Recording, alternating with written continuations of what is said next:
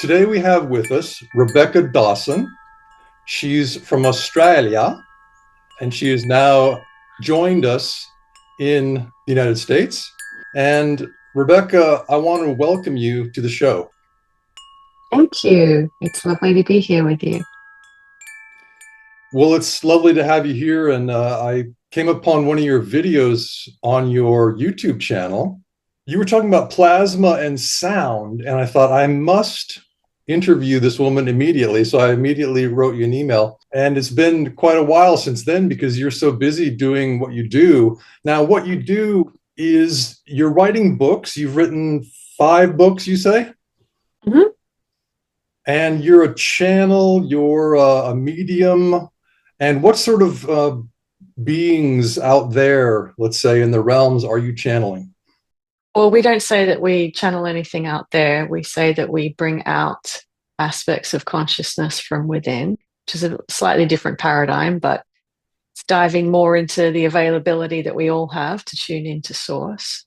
So I have a team of masters that come through. They just call themselves the masters in individual way. They're Saint Germain, Serapis Bey, and Kuthumi, and they come through and offer teachings and messages and wisdom around the shift that we're all experiencing in consciousness at this time. I see. Now, people may be familiar with Saint Germain, but the other one, Serapis Bey, I think Serapis was an Egyptian god, or was it some sort of personage? Well, that was one experience of their consciousness, and they've had many. So throughout all of the Earth's history, there's been various what we would call incarnations or expressions of that consciousness. I see. Fascinating. Well, now when these masters come through you, let's say, do you need to prepare some way, or are you able to just sort of switch from the normal mode of being human? I really just switch from personality into those streams of consciousness. I've been doing this for over 30 years. And I'm so attuned with the energies now that it's a very, very subtle distinction between the personality and the stream of masters coming through. We would say that we're becoming more embodied or unified at this time. I wanted to concentrate on the information you presented in this one video about plasma and sound, the relationship of sound, the plasma field, and intention. Can you tell us about that?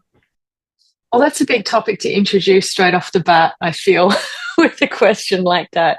We would then have to talk about what is plasma really, what is sound really, and then what is intention really, because in order to create a relationship between those three things, we really need to redefine them all. I'm aware that you would have that question arise from watching an hour's worth of content on that. Well, So in sympathy with your listeners at this moment, perhaps we can break that question down into sure. something simpler.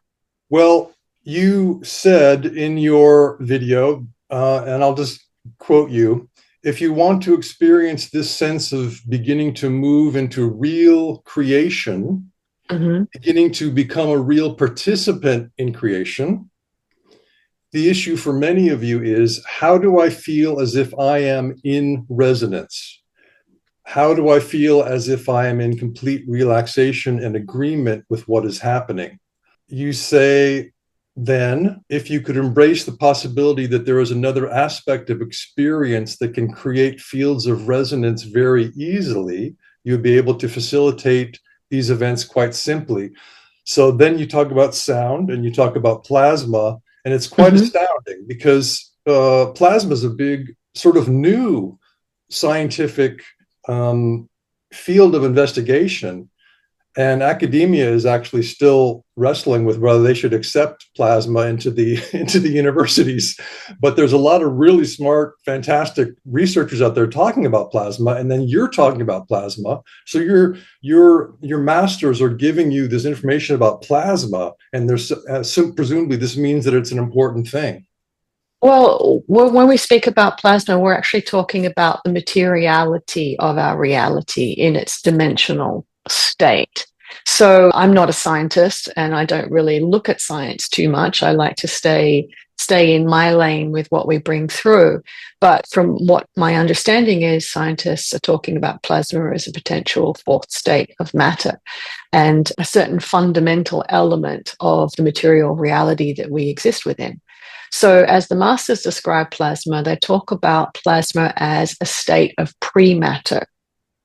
And that's important because I talk about the fabric of our reality as basically a field of potential or pre-matter from which appearance can arise.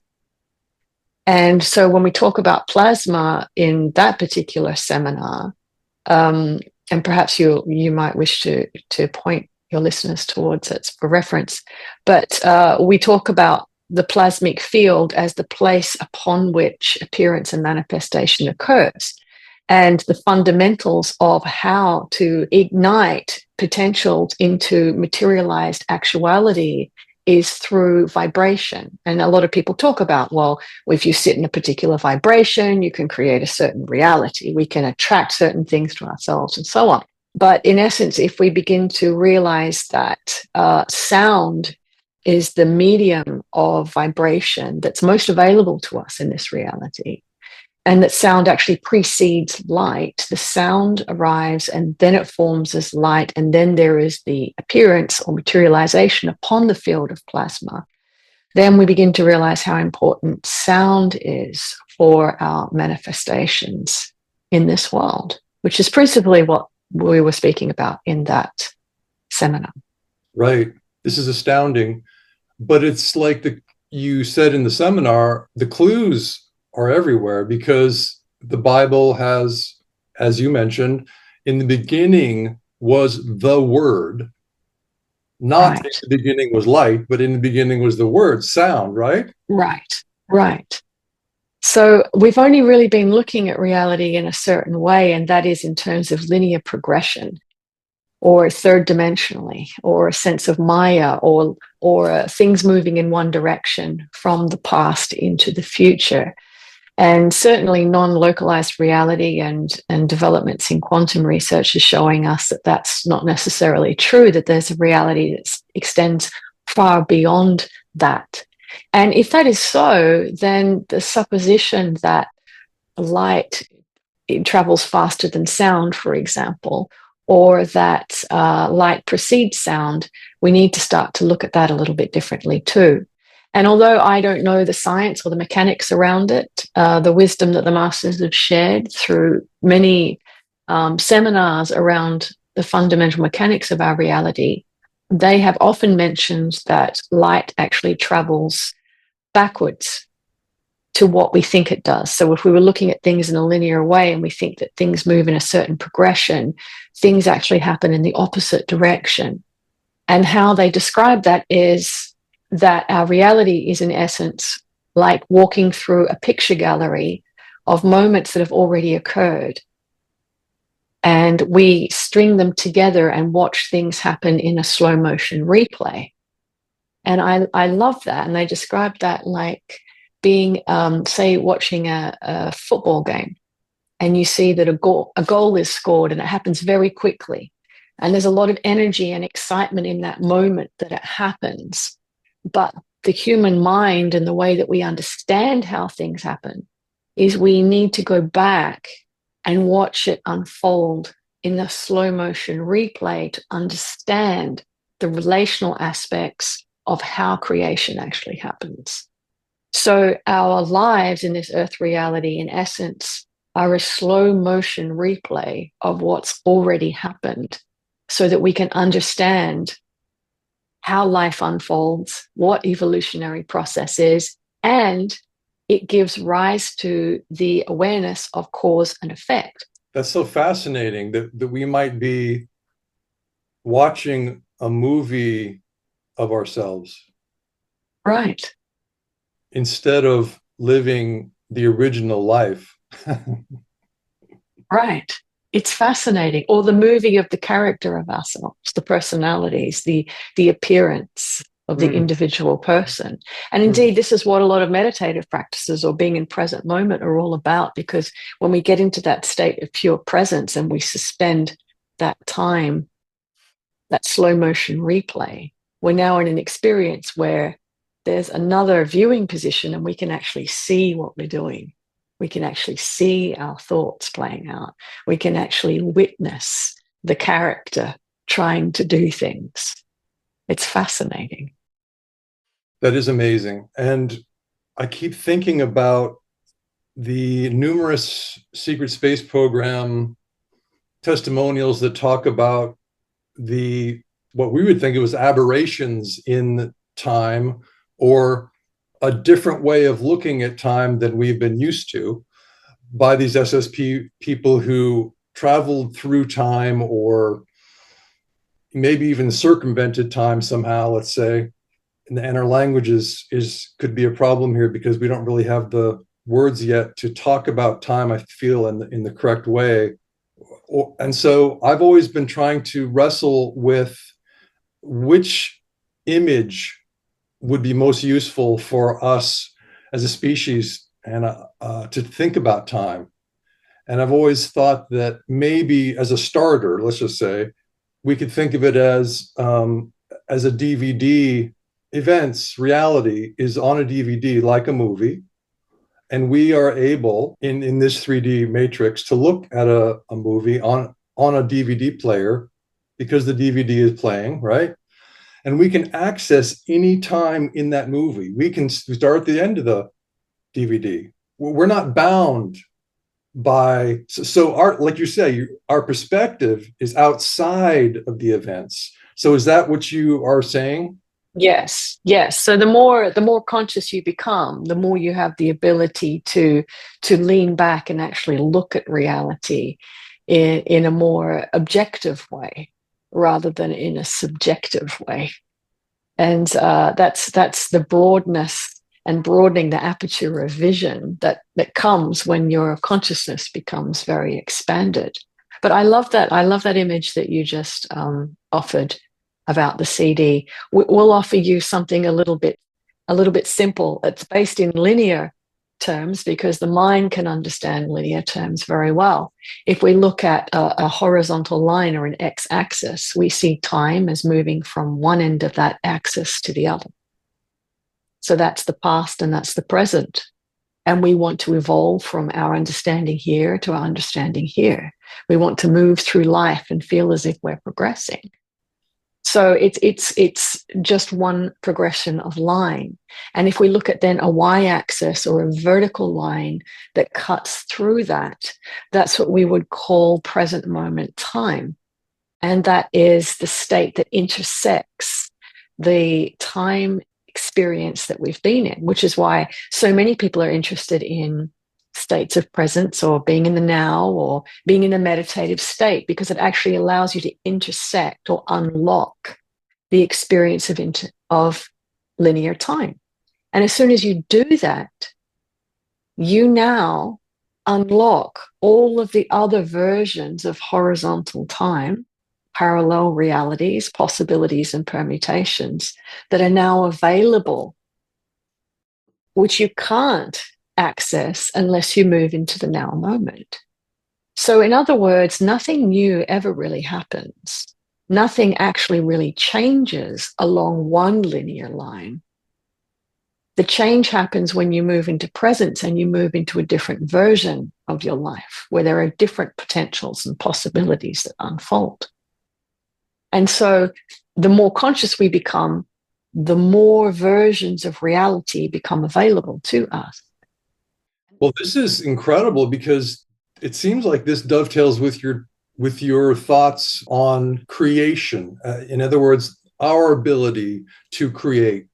Where is that space, let's call it, where our ability to create, to manifest, to do something new in the universe is most energized, most available, most the easiest place for us to create it? And you say it's in this plasma field.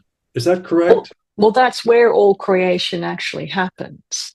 We often think that creation happens in the mind, So if we can think something, we can make it happen. And those mechanics can work to a certain extent. But the real potential for creation for humans is to actually begin to create beyond mind. And when we begin to create beyond mind, we begin to create things that we don't already have a reference for or a memory for. And so the plasmic field really is introduced by the masters to help direct us towards a state of creation where the potentials and possibilities are not yet known.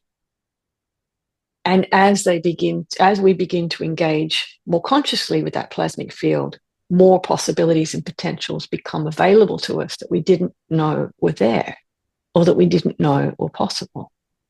And so we move beyond what's available within a linear timeline, and we now move into what else is there.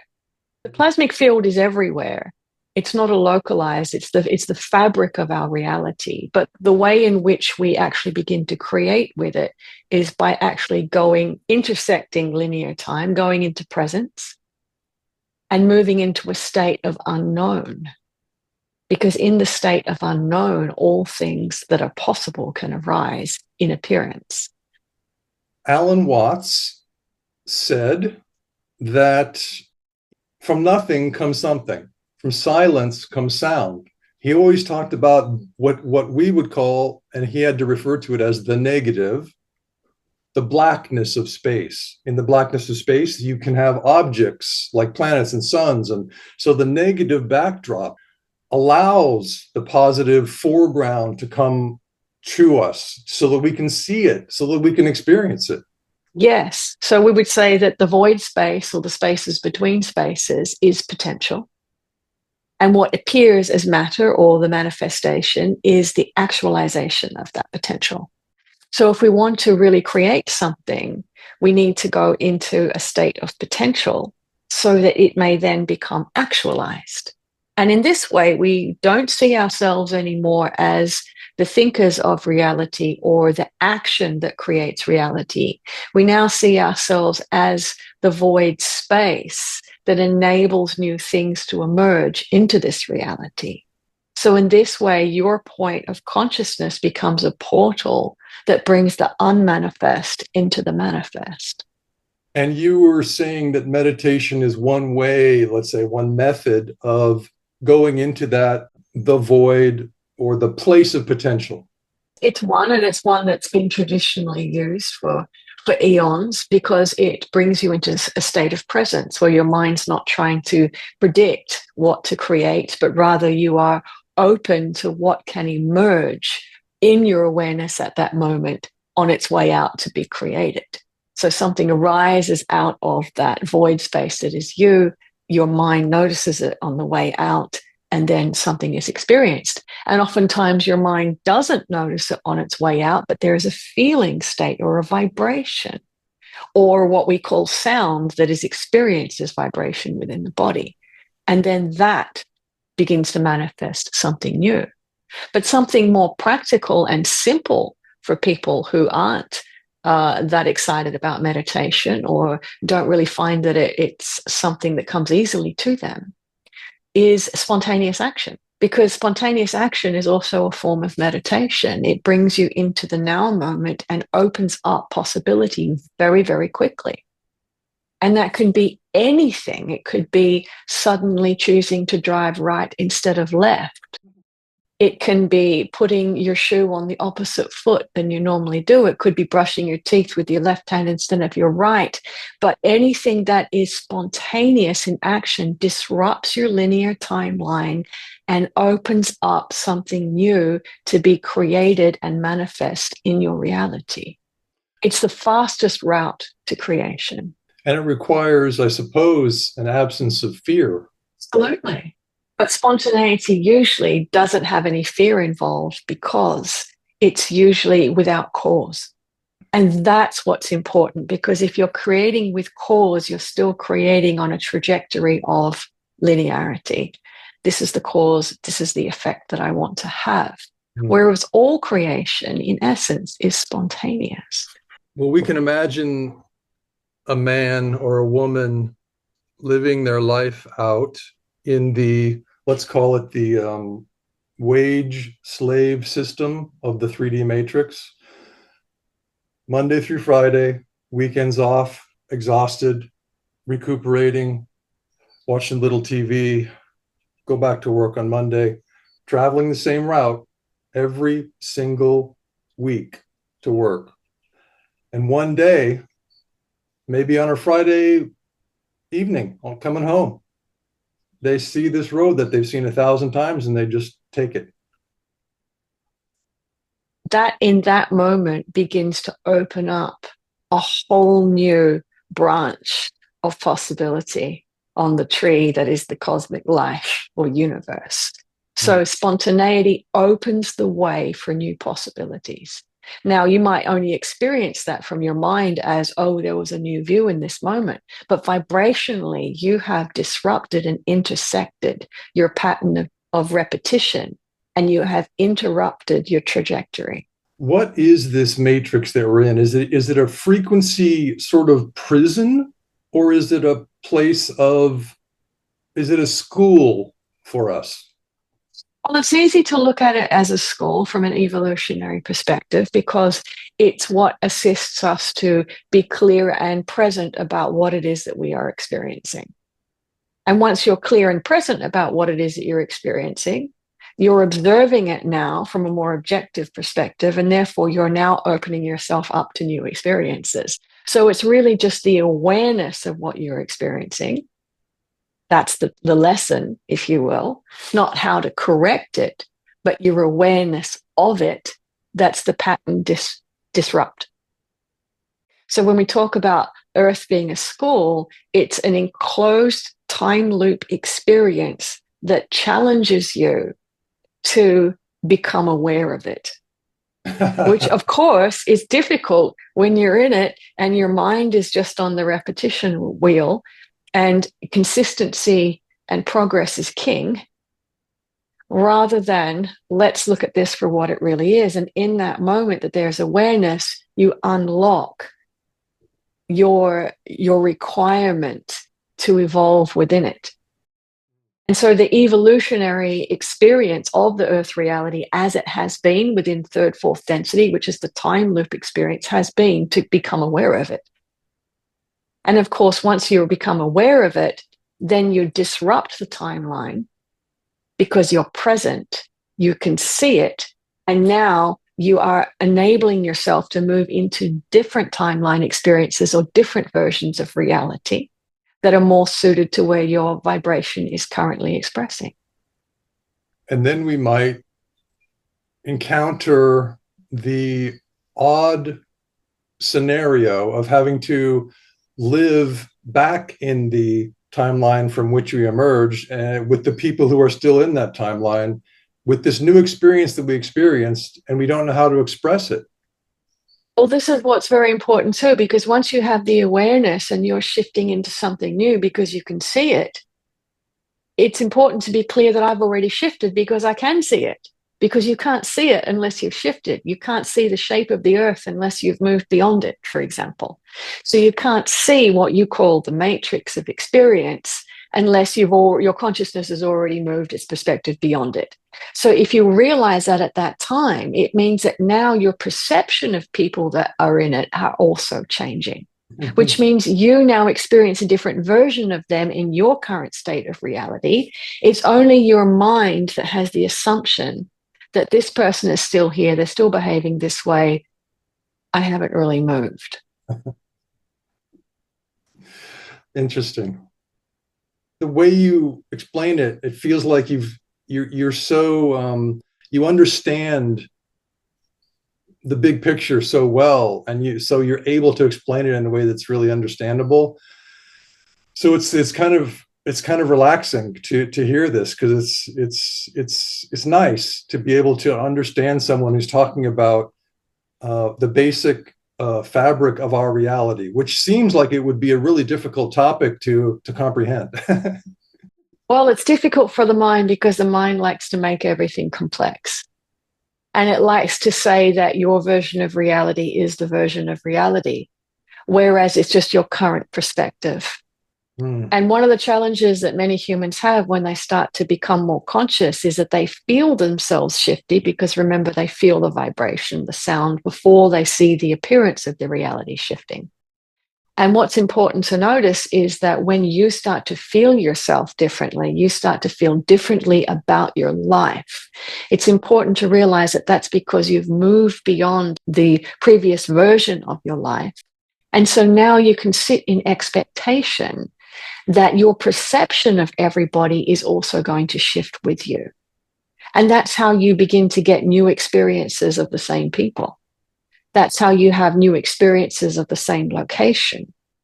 The mind may trick you into thinking that you're in exactly the same vibratory experience, or because, my partner or my child or my neighbor is still behaving in the same awful way. But when you realize that you've shifted, you begin to see that differently. And when you begin to see that differently, you begin to gradually experience new versions of them also. And then you get an upgraded experience of all of those previous reference points in your reality. And by upgraded, you might mean also that it's a more positive experience. And there's less judgment. And what you discover is that as you are viewing things with less judgment, your reality starts to respond in accordance with you. And so you begin to create more consciously a plasmic field of reality that is in complete accordance to where your vibration is currently expressing. And this plasmic field, to come back around, is the place of potential for our creation. Yes. And there is a plasmic field in the personalized experience for every human. And there is a consensus plasmic field of reality where there is a certain degree of agreement about things, and that creates a consensus plasmic field. Wow. But within that consensus plasmic field, you have individualized experiences of plasmic fields. And what that looks like is that you are, let us say that in a laboratory, you are a Petri dish, and there is something that is being seeded there. There is a new potential, a new life form that is you in your biological experience.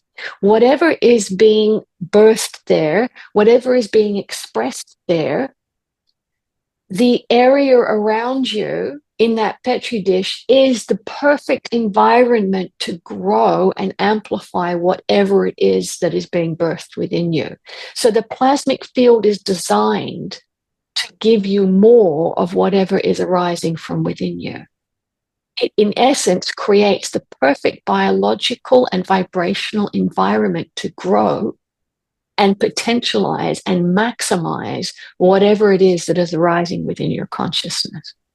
Now, the distinction for humans is that they're so led by their mind brains that they find that it's their mind that's creating the reality, and the mind will keep generating the same thoughts, the same ideas, the same beliefs. And so it appears that your plasmic field doesn't seem to change very much because it's designed now to amplify whatever it is that you are expressing into it. So once you begin to realize that there is life arising within you and you can move into that, I don't really know, but this is how I want to feel, you begin to inform your plasmic field with vibration or the sound of your vibration. And so now your plasmic field can reorganize itself to become the ideal environment to amplify what it is that you are feeling. Can we create the sound that gives the plasmic field its, let's say, a preferred shape that'll help us create? Or is the sound sort of creating itself somehow? The sound is creating itself. But what happens is that the sound comes up within you oftentimes for something new or something anticipatory or something incredulous and it's perfect for the evolution of your consciousness. And the mind comes in and it says, no, this is what we want to create. And it will keep telling you to create the same things over and over again based upon what you have heard, what you have been taught, and what you believe will keep you safe. So the sound that's coming up, can we hear the sound, or is it, you're talking about vibration, and we may or may not be able to hear this? it can be heard with instruments that are yet to be developed within your reality. There are those that will hear it, perhaps in a deep state of meditation, but you will experience it most readily as a sensation within your body, a feeling state. And for many humans, how this is arising at this time is a state of yearning. I can feel there's something, but I don't know what it is. And that is pure creation that the mind cannot yet recognize. It doesn't know what to assign it to. It doesn't know how to reference it because it's a yearning for something you haven't experienced yet, which in essence is the evolution of your consciousness into new possibilities for experience as a human.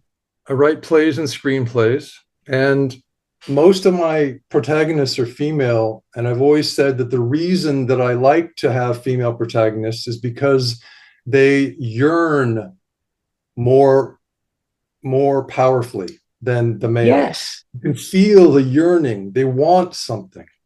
That is pure creative energy. But oftentimes the yearning cannot be deciphered by the mind.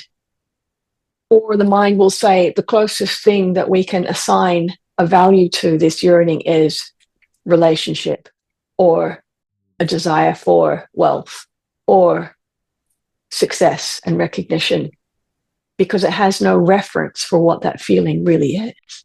It hasn't seen it appear yet in reality. Right. So in our culture, every culture has their definitions of success. And in our culture, success is you get a job and you make a lot of money and maybe you're famous, and that's even better. And you have kids and you're a good mother and a good father, and that's success. Now, the yearning might not want to go on any of those paths. It might have a completely different, there's a potential for anything, right? There's infinite potential. And this is, the culture just basically limits it down to certain expectations. Yes, of course. But also let us consider that there are moments where there are yearnings and then you experience something and then there's a yearning for something else. Or the sense of satisfaction that one would anticipate from having materialized that yearning is not satisfying. And this is the conundrum that many humans find themselves in. So we would wish for you to bring your awareness to the sensation of the yearning itself. Because how you would experience this, for example, in a sense of physicality, because your physical sensation is the easiest one for you to ascertain, is that you can perhaps feel a yearning in your sexual activity. Yes? So there is something that arises within the body. I yearn to be with another, for example. And this, in essence, is a pure creationary vibration because it is through the act of reproduction, for example, with humans, through this yearning, that creations happen, the creations of new personalities, the creations of new humans and new enterprises from those humans. So that sense of yearning within the body can also be felt in subtlety within a feeling space within you. Because the yearning is something can happen here. There is almost a tension that arises from within the body as something new is being birthed through the void space that is you. And what you desire is to get it out. And this is very interesting with humans because they like to feel that tension, but then they want to get rid of it. And the reason they want to get rid of it is because the mind wants it to become an actualization in the misbelief that once it's actualized, then you can enjoy it. But the wonderful availability with this yearning as a practice is to allow yourself to sit in it. And the reason that we suggest that is this: that yearning is the beginning of life emerging itself through your form. And if you realize this and you give yourself permission to really sit in it and allow it to arise within you, you will discover that it is the vibration that enables all of your cellular activity to become completely optimized for life. And this is a practice that many ancient ones have used with that yearning. In some ways, it has been translated into a consistency of sexual energy that is not distributed, not realized, not actualized. But that's merely scratching the surface. Rather, it is the yearning. I want something more in my life. There must be something more. There is something that I can feel in me. If you can sit with that whenever it arises, you are in the experience of completely transforming your cellular biology, and you are in the experience of having an evolutionary step, not only in your biology, but in your consciousness. It's so amazing because I've never heard anyone say, be okay with your yearning. Yes. Never heard that. Because the pressure is always actualize it. Hmm. Well, but then we also have this idea that we are powerful creators. We hear this all the time in the, let's say, spiritual community. So if we want to be if we are powerful creators, then presumably we want to create things and actualize them, right? Yes. How does that work with in those two things? Yes. Well, here is the subtlety, because humans, once they have the yearning and then it is actualized, then there comes the dynamic of possession.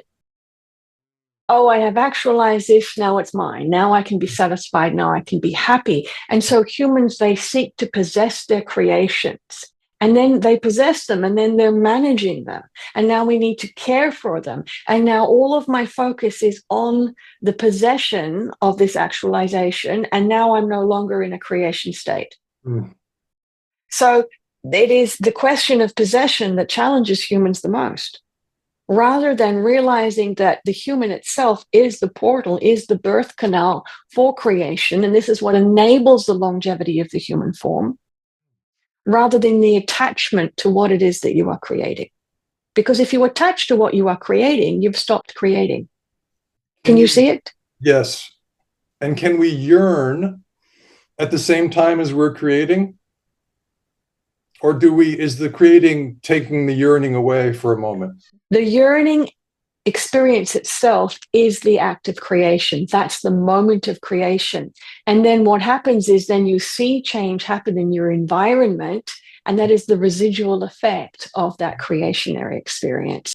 And so what you begin to realize is that a yearning is not a state of mind where you are recognizing that something is missing, but rather you are now deeply, deeply in admiration and joy of the experience. Oh, something new is coming out. I wonder how it will appear in my reality. I'm so excited to see what's going to happen next.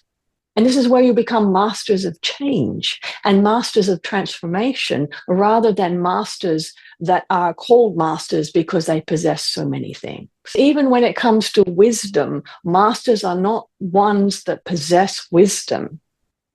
They are ones who are ready to give rise to wisdom consistently and are not willing to hold on or possess any of it. This is amazing. To go back to Alan Watts briefly, he mentioned maybe you could call it a paradox of knowing that the ego is fictional, knowing that persona in Greek means mask, so that a real person really just etymologically means a genuine fake. Because the persona is a mask. So to have an identity in the world means that we're hiding our true selves from the world. And it's like, that's weird. And he says that, so he's lecturing about this for years and writing about it in his books. And then he says, but even though I'm saying this about the persona, I have a persona. It's the long hair and the cool necklace, the sort of the guru feel to him. And so he's making fun of his own choice of course, being that guy that you come to for the wisdom. So there's that interesting dichotomy between what is happening in the matrix and still having to, I guess, live in the matrix and have an identity. Well, what's fascinating, of course, is this misconception that you can create your own identity. because you are pure consciousness. Your identity you become aware of through reference points of the identity that others assign to you. Because when you look out of your eyes, you cannot see your identity. You cannot know your identity. The only reason you believe you even have an identity is because you are making memory reference to how others have approached you, how others refer to you, how others call you by your name. Yes, perhaps photographs or images of you that are all out there and have nothing to do with you as consciousness looking out. And so what you begin to realize is that not even you designed your identity. And so therefore, it doesn't really have anything to do with you. Yes, it doesn't have anything to do with you. It's just how you feel within your reality, others are perceiving you, or how you have heard, or how you are aware of these reference points from others. It has nothing to do with you. And so what you realize is that you have complete freedom to appear in any way that you choose, because every time you move through one of these creation yearning experiences, your reality shifts. And therefore, look for new ways that people are seeing you. Look for new ways people are approaching you. Look for new ways people are referring to you, because there's only an assumption that your identity continues with you. Every time you have a creation experience, you have intersected and interrupted your timeline of identity, which means that you have an opportunity to experience yourself anew. Now, Robert Pirsig, who wrote Zen and the Art of Motorcycle Maintenance, also wrote another book 17 years later called Leela. And Leela in Sanskrit means play. So this idea, Yes. So this idea in the Eastern philosophy is that the universe is play. Well, it is a grand discovery in possibility, because if you look at the very fundamentals of what you call the universe, we will call multiple dimensional realities, the very fundamental is bringing the unpotentialized into the potentialized, bringing the unknown into the known. It's that simple. It's so And good. the same mechanic and the same principle operates in you in every moment, in every pulse. You are pulsing in and out of this reality. And so you are in a state of unknown and known and unknown and known. And it happens so fast within your linear experience that you believe that you are in a sequence of progression, where in reality you are just pulsing in and out. And it is your mind that convinces you that there is consistency, which means that you keep pulsing in and out in a very similar way with the tiniest incremental changes. Right. Like a flip book of animation. Yes. Interesting. Right. Each page is a pulse. Yes. And so therefore the invitation is, how radically different can we be in each moment? What new can we create in each moment to amplify the evolution of the consciousness here, rather than the slow motion replay of what is already written? Did the masters come to you sort of as a way to help upgrade humanity? Or we would say that we have always been here through the human experience. And even at this time, simultaneously, we have our human identities. It is our great joy to continue to witness and observe the evolution of awareness in human form of what is. And so, of course, we enjoy such conversations with you as your awareness emerges into the reality of what is. Is it to save humanity? No. Is it to assist to humanity, if that is a part of the creationary effect? But in essence, it is our great joy and stimulation to participate in the evolution of human consciousness in this way. I see. So it's like they're engaged in play right now. Yes. Do you like our new disguise? I like that. I know that that's what's happening. Yes. And perhaps of no surprise to you that this conversation is also occurring simultaneously in many other versions of dimensional reality. Wow, now I feel a much greater responsibility.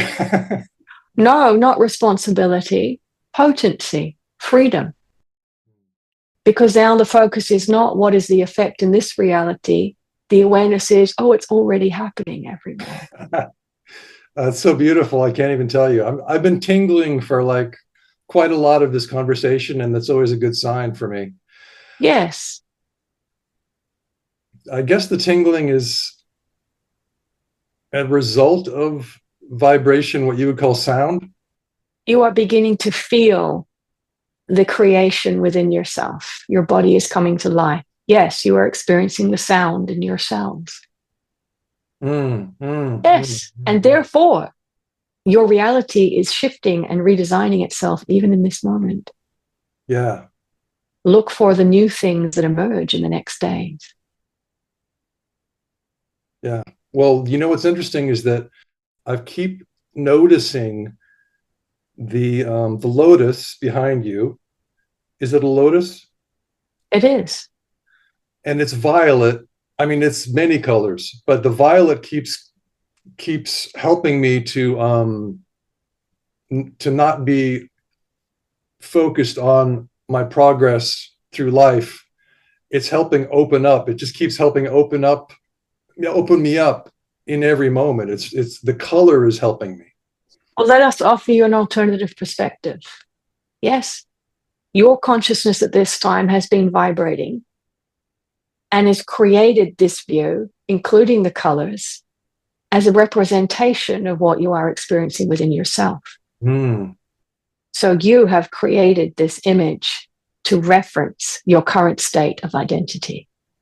Oof. Wow. Yes.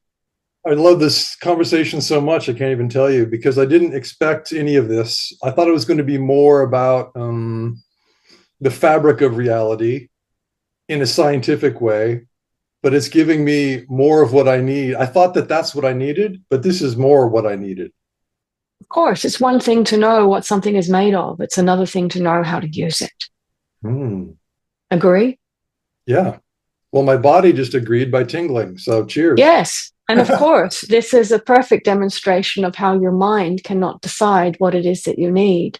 But being available in present moment and disarming the mind, which is what we were very deliberate in doing at the beginning of our conversation, enabled more of your consciousness to emerge and create this particular conversation. Well, I thank you so much. I normally like to go 2 hours, but that's just me trying to do something with my mind. And my heart is telling me that this amount of time is the perfect amount of time. We are in agreement for our completion. And it's not because you said you only had an hour, okay? It's because in this moment, I really feel that. Of course, because we are in a state of timelessness. And your consciousness is aware when it is complete. And therefore, the conversation is complete. Peace be with you. Thank you, Rebecca. Thank you so much for joining us and for sharing this beautiful, spontaneous moment with us. Thank you very much. That was interesting. I very much enjoyed how that unfolded. So thank you. I love that your consciousness created that view. Well, I'm still tingling, so I'll let you know how it goes. Yeah, look out for new things emerging in the next few days, even if it's just the light outside. Yeah. That's always a good indication, actually, because the sound, the vibrational sound frequency shifts before the light, and you can start to see things look a little bit different. So many people talk about the things that they see that are unusual in the world, and I'm always sort of jealous of that, because I never see anything unusual. I'm just like seeing the mundane things like everybody else does in the Matrix, and I'm like, I wish I could see all those amazing things that people see. And yet when you're deeply present, you start to notice the things that your mind didn't let you notice before. Oh Mm. boy, this has been like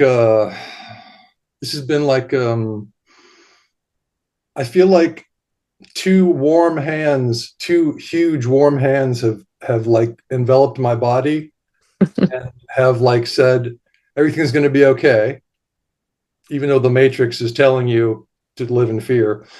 And I really appreciate that feeling. So thank you again. Oh, it's my honor to be here. Thank you for creating the conversation with us. Absolutely, absolutely. Me and the oak tree are gonna say goodbye, and Okay. I'm so glad that you came from Australia to bless us with your presence here in Oh, thank you. California. Well, And actually, I'm based in Tennessee. I'm visiting California at the moment. So, oh, okay, okay, yeah, yeah, great. it's nice by the ocean. Oh, nice. Mm, Mm. Well, nice. thank you. Yeah, and I'll check it in on your channel some more to find some more amazing information. And I think people should really not should they have the opportunity to go see what you are offering the world in this moment on your YouTube channel. You've been talking publicly for over 10 years on that channel, and Yeah, I can't believe it's been that long. But we've yeah, been doing this for 30 years. We only just decided to be more public about it okay. more recently. And you've got Yes. 5 books out that you mentioned before the interview, and so people can feel free to learn more about what you and the masters who Hmm. who are joining us through history Yes. for their own enjoyment have to say. Yes. So you can find more about that on my website too, which is just my name, RebeccaDawson.com. And there's a lot of free content on there that you can engage with. That's awesome. Thank you, Rebecca, and Thank you. I really appreciate you. Oh, I appreciate you too. Enjoy the day. Thank you.